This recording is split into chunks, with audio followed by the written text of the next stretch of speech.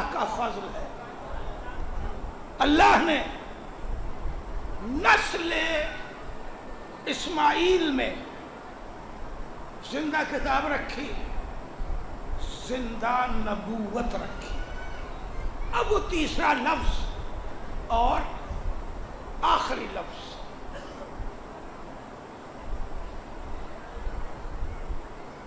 اور وہ بہترین اور خوبصورت لفظ عجیب قرآن کا, وَآتَيْنَاهُمْ مُلْكًا عَظِيمًا, اور ہم نے اس نسل ابراہیم میں ملک عظیم رکھا, ملک عظیم دیا. اب مقام توجہ ہے. 25 منٹ ہو چکے ہیں گفتگو کو, تقریباً 20 منٹ ہمارے پاس اور ہیں, اور ملک عظیم کی بات ہے. کم وقت میں زیادہ باتیں کرنے کا عادی ہوں. جب نسل اسحاق میں آپ تاریخ ملاحظہ کریں گے تو آپ کو دیکھیں, میں یہاں کی مجلس خاص پیغام کے ساتھ ہمیشہ اور ہر سال پڑھتا ہوں, اور اس سال بھی بات کرنی ہے, وہاں تک میں آ رہا ہوں.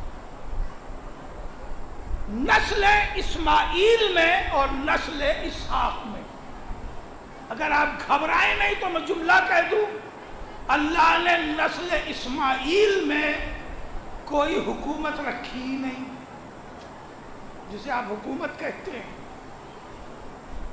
اگر ہے تو لے دے کے مولائے کائنات کی 3.5 سال کی ایک حکومت ہے چھوٹے سے علاقے پر, تو یہ ملک عظیم نہیں ہوا. قرآن کیا کہہ رہا ہے؟ وَآتَيْنَاهُمْ مُلْكًا عَظِيمًا, میں نے ملک عظیم دیا ہے. گھبرائیے گا نہیں, بات قرآن کے ہی دائرے میں ہوگی. اب آئیے نسل اسحاق میں. نسل اسحاق میں پہلی حکومت اللہ نے جناب یوسف کو دی, وہ مصر کے بادشاہ ہوئے. دوسری حکومت اللہ نے جناب داؤد کو دی, وہ فلسطین کے بادشاہ ہوئے. تیسری حکومت اللہ نے جناب سلیمان کو دی, جو بہت بڑی حکومت تھی. ابھی آپ نے کوثر صاحب کی مجلس سنی ہے. اب میں یہ ٹیسٹ کروں گا کہ آپ نے سن کے یاد رکھا یا بھلا دیا, اور انہیں بھی یقین ہو جائے گا اور آپ کو بھی یقین ہو جائے گا کہ ہم لوگ بھی مجلس دوسرے کی سنتے ہیں. ایک صلوات پڑھ لیں محمد علیہ. اب دیکھیں, آپ معرض امتحان میں ہیں. تیسری حکومت اللہ نے جناب سلیمان کی دی, جو بہت بڑی حکومت تھی. اور معلوم ہے کیا تھی حکومت؟ جناب سلیمان نے, قرآن کہہ رہا ہے کہ دعا کی, رب اغفر لی وہب لی ملکن, پالنے والے ہمیں معاف کر دے, بخش دے, اور ہمیں ملک عطا کر. اور ملک بھی معلوم ہے کیسا؟ ایسا ملک کہ جو میرے بعد کسی کو نہ ملے. کتنی بھیانک دعا ہے. ملک ایسا جو میرے بعد کسی کو نہ ملے. اللہ نے ویسا ہی ملک دے دیا جیسا دربار جناب سلیمان کا تھا, ویسا دربار زمین پر کسی کا نہیں.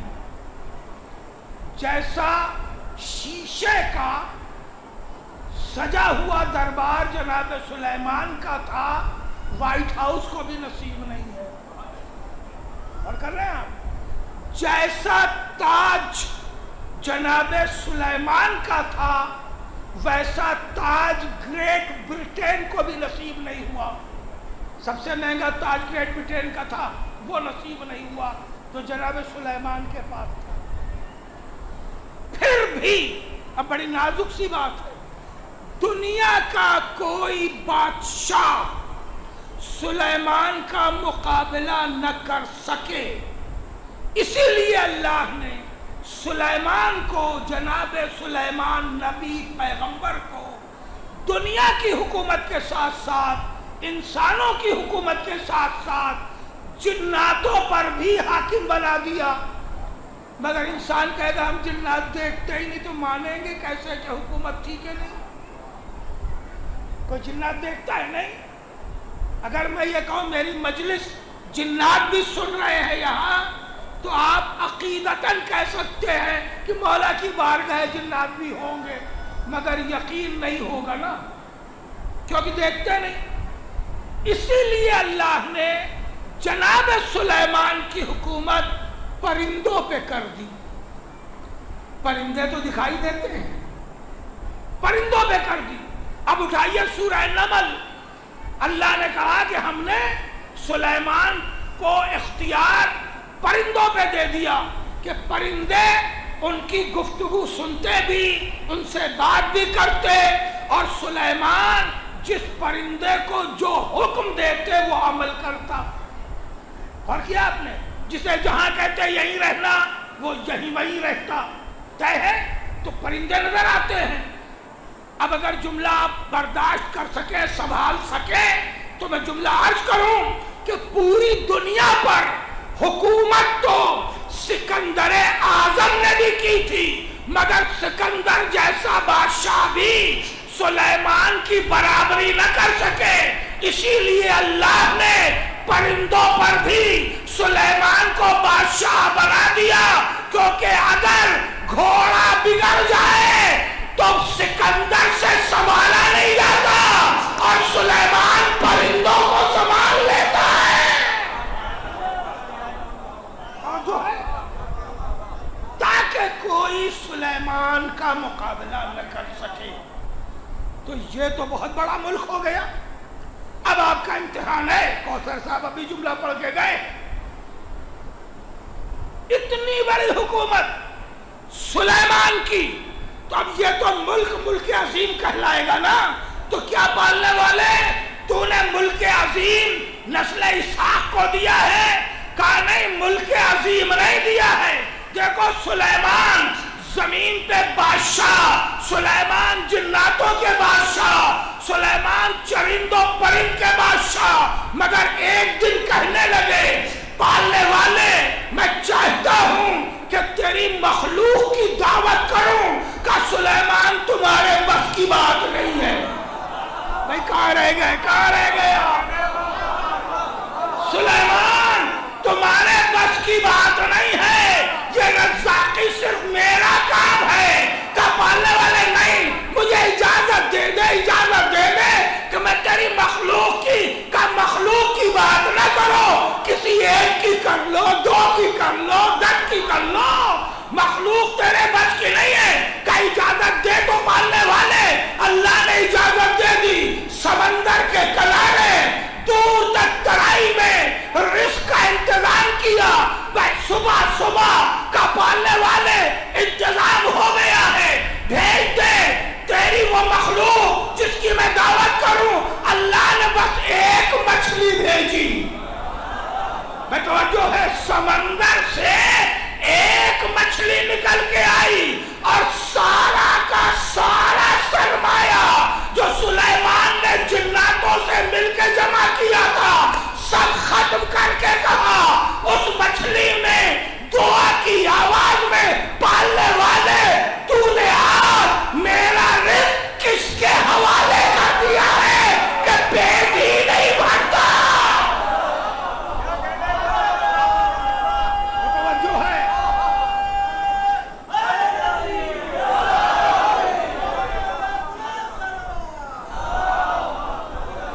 بھائی توجہ ہے کہ بھائی ایک مچھلی۔ اب آج تو زمانہ جانتا ہے، دیکھ رہا ہے، چینل دیکھ رہا ہے، ایسے چینل ہیں جو سمندری دنیا کے بارے میں بتاتے ہیں کہ ایک مچھلی 50 سینکڑوں ہاتھی کے برابر ہوتی ہے۔ ویل مچھلی، سیل مچھلی، بڑی بڑی مچھلیاں ہیں. ظاہر ہے کہ پہلے زمین کی سطح کے رہنے والے ان سے واقف نہیں تھے. بھئی وہ سب کھا گئی. تو وہ سلیمان ہے جو اتنا بڑا بادشاہ ہے مگر ایک مچھلی کی دعوت نہ کر سکا. وہ علی ہے جو نماز پڑھ کے نکلتا ہے تو ادھر اشارہ کیا انسانوں پر رزق مل گیا، ادھر اشارہ کیا حیوانوں پر رزق مل گیا.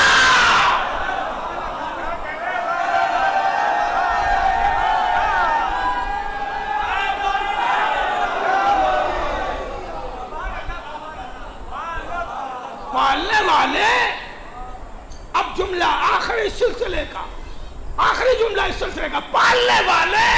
یہ راز سمجھ میں نہیں آیا. ایک جو تخت پہ بیٹھتا ہے، تاج پہنتا ہے، سامنے لشکر ہے انسانوں کا،